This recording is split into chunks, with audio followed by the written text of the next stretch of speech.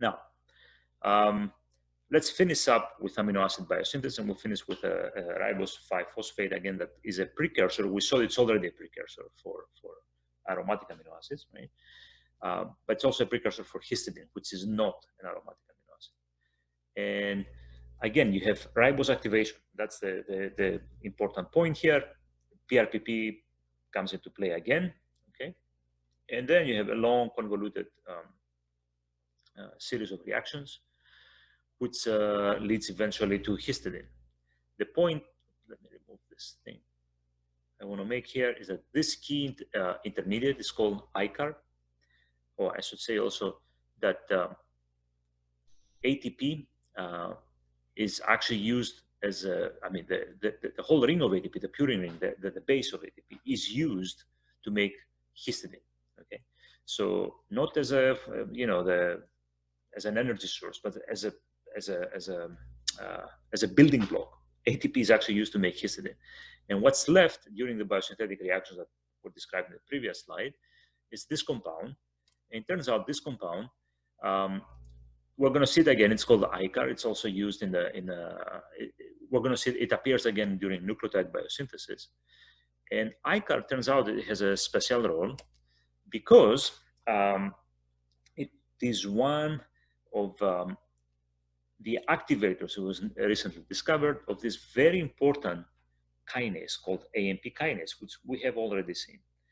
Where did we see it? I believe we saw it with the was it with the acetyl-CoA carboxylase? I believe it was regulation. But anyway, it's this kinase which you have to see this as a master regulator of catabolism. So once this kinase, AMP kinase, is activated, how does it get activated? When AMP levels are high. Okay. Again, what is AMP? If is a sentinel metabolite, and if it is high, it means the energy status of the cell is low, which tells now this kinase, okay, go on and make more ATP. So go on and activate catabolism. So the output of activation of AMP kinase, sorry, oops. Let me move this thing again. If your energy status is low, AMP will be high, and it will activate AMP kinase, and you start making ATP. You burn down more fat, and so on and so forth, and you shut down everything that uses ATP, such as fatty acid synthesis, gluconeogenesis, protein synthesis, all this stuff. Now it turns out that one of the key metabolites that actually activates AMP kinase is also ICAR.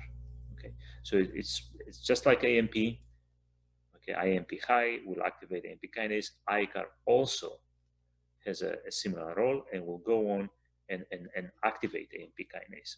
It's a sentinel metabolite. So now, if you want to produce a lot of energy, burn, and get ATP, maybe to power your muscles, it will make sense to have ICAR around and trigger this reaction. So it turns out that ICAR has been used in professional athletes as a doping mechanism, right? So the international committee that monitors doping now monitors ICAR concentrations for the last decade or so.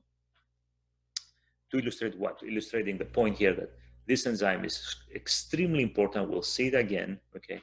It's a master regulator of catabolism. And of course, AMP will activate it because that gives a readout of the energy status of the cell. If it's high, the energy status is low.